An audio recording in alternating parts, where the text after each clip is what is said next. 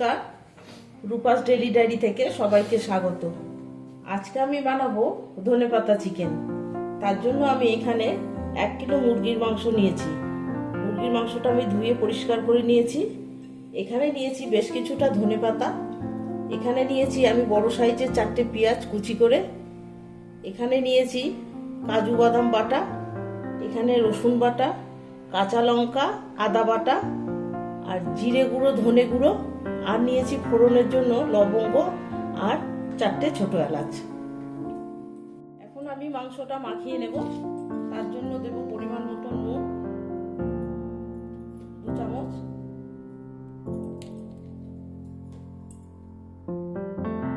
দেব অল্প করে হলুদ,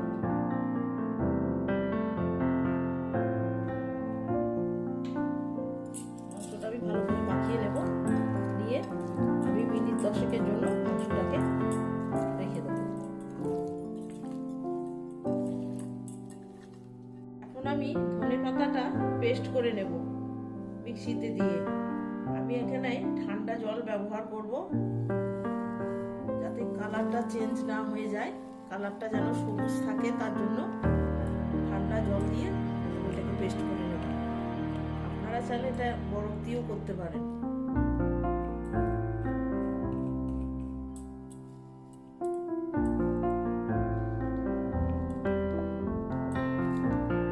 ধনেপাতার পেস্টটা কিন্তু আমি করে নিয়েছি। এই যে, তাহলে চলুন এবার ঝটপট রান্নাটা বানিয়ে ফেলি। আমি এখানে কড়াইটা বসিয়ে দিয়েছি। কড়াই গরম হয়ে গেছে। কড়াইতে দিয়ে দেব সাদা তেল। যতটা লাগবে পরিমাণ মতন সাদা তেল আমি দিয়ে দিচ্ছি।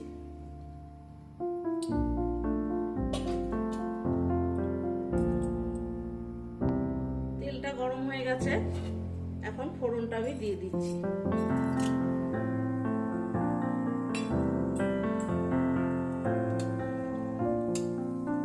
ফোড়নটা একটু নাড়াচাড়া করে নেব।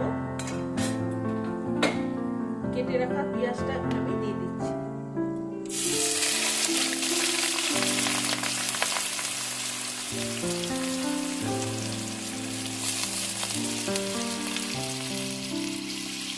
পেঁয়াজটা দিয়ে পেঁয়াজটাকে একটু লাল লাল করে ভাজবো। খুব বেশি লাল করবো না, হালকা লাল, হালকা একটু লালচে ভাব আসবে।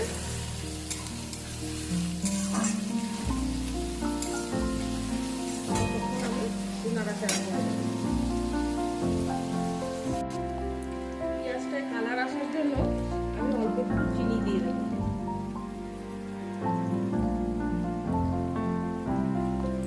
এখানে বলি, পেঁয়াজটা কিন্তু একদম কুচি কুচি করে কাটতে হবে, মিহি করে কাটতে হবে পেঁয়াজটা।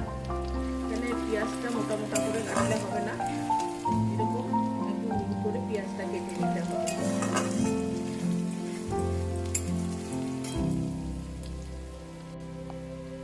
পেঁয়াজটা কিন্তু হালকা একটা লালচে ভাব এসে গেছে। এখন আমি মাংসটা এর মধ্যে দিয়ে দেবো।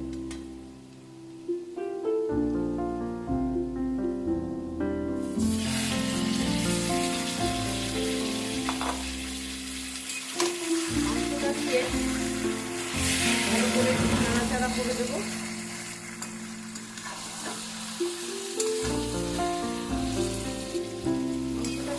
অল্প করে নাড়াচাড়া করে অল্প একটু ভাজা ভাজা করবো, বেশি ভাজবো না।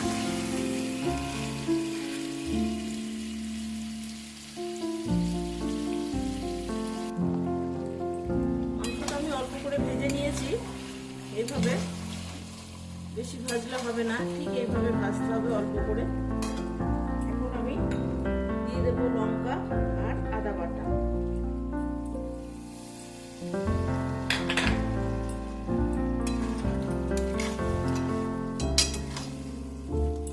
নাড়াচাড়া করে নেব।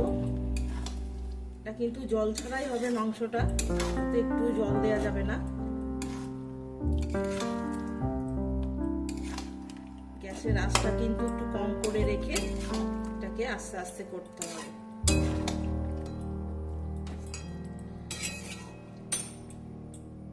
এই মাংস থেকে যে জলটা বেরোবে এই জলেই মাংসটা সেদ্ধ হয়ে যাবে। এখন দেব রসুন বাটা,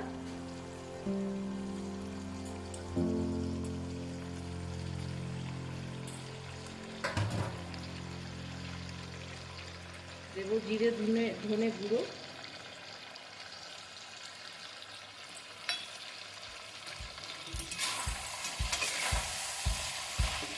মশলা দিয়ে ভালো করে মিশিয়ে আমি কষিয়ে নেব।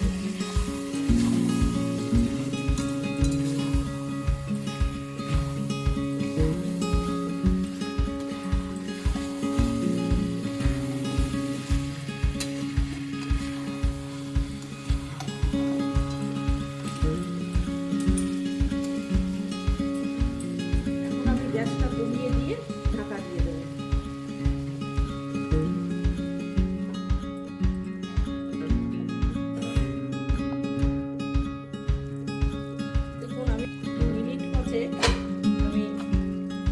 রেখেছিলাম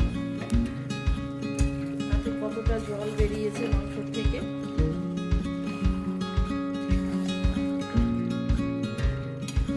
অনেকটা জল বেরিয়ে গেছে মাংস থেকে।